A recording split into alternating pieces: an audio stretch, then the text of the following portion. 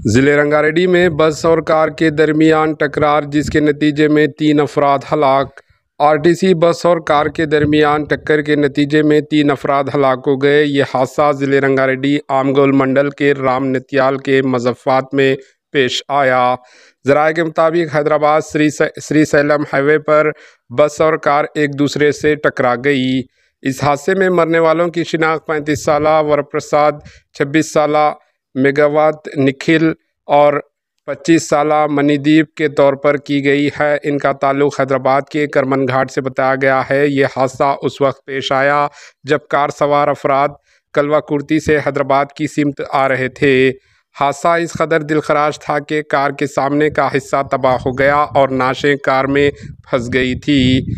Police ने JCB की मदद से कार में फंसे हुए नाशों को निकालने में कामयाबी हासिल की। पुलिस ने इस सिलसिले में केस दर्ज करके छानबीन शुरू कर दी। Bureau report, AHN news. AHN news को लाइक करें, शेयर करें और सब्सक्राइब करना ना भूलें।